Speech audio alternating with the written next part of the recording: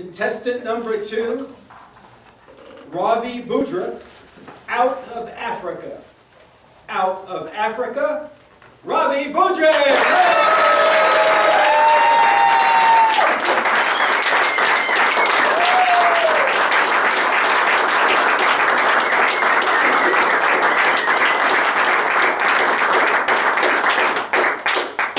Fellow Toastmasters, a lot of you have heard me give speeches, and you know that I was born in a small town of Africa called Budruk.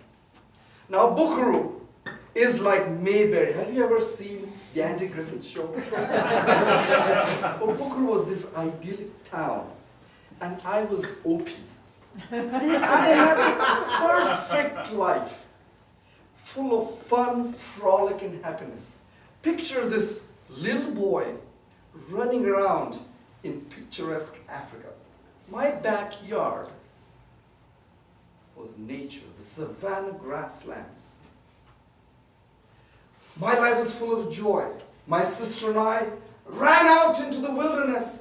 I've played with lion cubs, ridden on a zebra, played with lions and gorillas. But then, there was one major problem. I was smart, and my parents were Asian, Indian to be specific. And what that meant was that my parents wanted to tame me.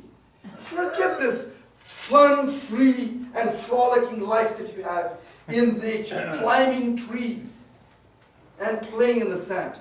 No, my father said, you are going to get an education. And so off in our little Volkswagen Beetle, my mother would shuttle me to the school and back from school, and I'd have to study, but I always looked for every excuse to go back out and play in freedom.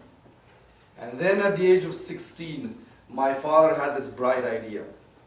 We're going to tame you one last time, and you're going to go to America, where you will learn to develop a skill in computer engineering.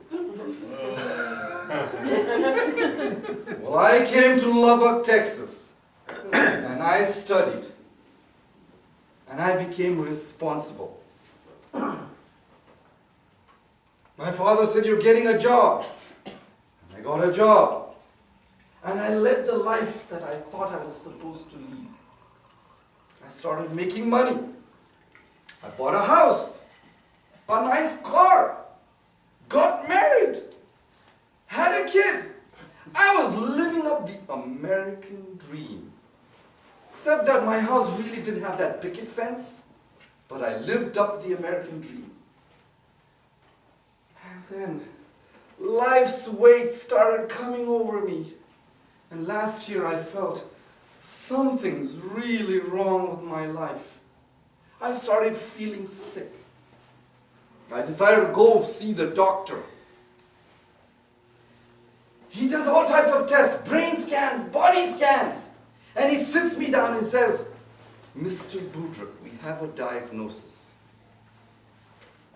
You're suffering from midlife crisis.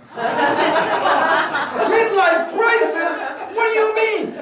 How do you know that? He says, have you turned 40? Yes. Well, you're suffering from midlife crisis. Do you feel depressed once in a while? Yes. Well, you're suffering from midlife crisis.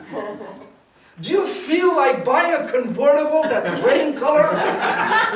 Yes, you're suffering from midlife crisis. Have you taken up drinking as a hobby? Yes, you're suffering from midlife crisis, I tell you. Well, then what should I do? He says, have you seen that movie, City Slicker? Curly said, you need to go and search within. And so I went home. And for 6 months that I was missing at the club, I was meditating. I went out to the wilderness to figure it all out. And then one night, a fairy came into my dream. And this is no ordinary white fairy with a mini skirt and one of those wands. No. This was an African beauty.